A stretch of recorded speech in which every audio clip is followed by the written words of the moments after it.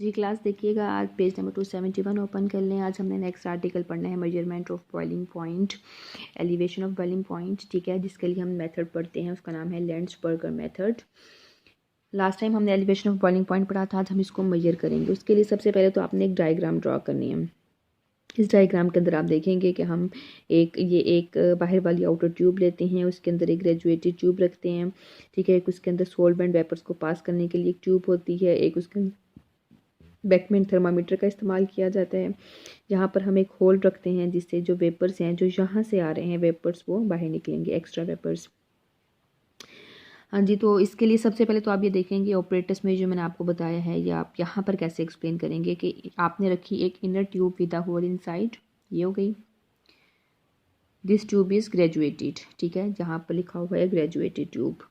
Point 2 में वो कह रहे हैं कि a boiling flask which sends the vapors into the graduated tube through rose head। ये साइड पर बाहर आपने एक अलग से एक फ्लास्क लेनी है जो यहाँ से सॉल्वेंट वेपर्स को इधर पास करेगी। ये जो रोज हेड है, रोज हेड का मतलब होता है कि ये जैसे इसके किसी ट्यूब के एंड पर कोई कॉटन सी लगी हो ना, इस टाइप का ये एक रोज हेड होता है जो कि वेपर्स को भेजने के लिए इस्तेमाल होते हैं। इसके अलावा एक आउटर ट्यूब होगी which receive hot solvent vapours coming from the side of tube. ठीक है, ये बाहर वाली ट्यूब है जो कि यहाँ से वेपर्स को एक्सेप्ट कर रही है। और लास्ट में एक आप बताएंगे कि थर्मामीटर है which can read up to 0.01 K. तो आपने इस एक्सपेरिमेंट को वही बात बतानी है कि पहले आप सिंपली सॉल्वेंट को अप्लाई करेंगे और बाद में फिर जब हम सॉल्यूशन बना देंगे तो उस केस में बॉइलिंग पॉइंट जो है वो बढ़ जाएगा। अकेले सॉल्वेंट का बॉइलिंग पॉइंट कम होगा, लेकिन जब हम सॉल्यूशन बना देंगे तो उसका बॉइलिंग पॉइंट बढ़ जाएगा। टोटल यही बात आपने इसके अंदर एक्सप्लेन करनी है। और ये जो थर्मामीटर यहाँ पर मौजूद है, इस थर्मामीटर से हमने टेम्परेचर चेक कर लेना है। पहले हम अकेले सॉल्वेंट का टेम्परेचर देखेंगे और बाद में फिर हम क्या करेंगे, सॉल्यूशन का टेम्परेचर देखेंगे। तो आप बताएंगे solvent is placed in the inner tube, some solvent is also taken in the separate flask and it vapours are sent into this tube. जैसे मैंने ये क्वेश्चन मार्क लगाए हुए हैं, मतलब इस पॉइंट पर यहाँ पर हमने एक और ट्यूब लेनी है जिसके वेपर्स हम इसके अंदर पास कर रहे हैं। These vapours cause the solvent in the tube to boil by latent heat of condensation.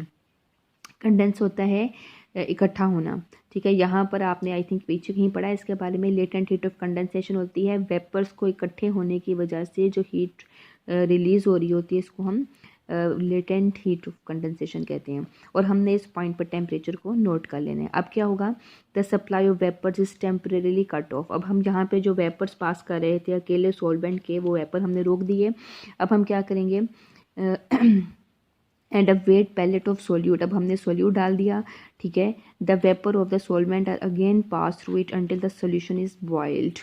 तो दोबारा से जो है अब हमने और हमने ये जो एक चीज़ नोट रखिएगा, ये जो सोल्यूट ऐड करना है वो इनर ट्यूब के अंदर, ये जो अंदर वाली ट्यूब है इसके अंदर जो है वो सोल्यूट को पास करना है और फिर दोबारा से सॉल्वेंट के ही वेपर गुजारने हैं। ठीक है, ये जो बाहर सॉल्वेंट के अंदर नहीं सोल्यूट ऐड करना, सोल्यूट ऐड करना है हमने ये अंदर जो मौजूद है सॉल्वेंट उसके, और बाहर से फिर दोबारा सॉल्वेंट के ही वेपर को पास आउट करेंगे और टेम्परेचर उसका अगेन नोट कर लेंगे।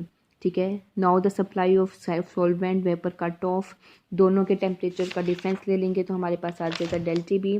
और आपने ये जो कल इक्वेशन पढ़ी थी उस इक्वेशन को अप्लाई करना है और हमने बता देना है कि इस इक्वेशन के ज़रिए हम M2 कैलकुलेट कर सकते हैं। M2 क्या है, मॉलिक्यूलर मास ऑफ सोल्यूट, मतलब वो सोल्यूट जो कि आपने यहाँ पर वेटेड पैलेट डाला था उसका मॉलिक्यूलर मास क्या था। ठीक है, तो इस एक्सपेरिमेंट के ज़रिए हम M2 को कैलकुलेट कर सकते हैं।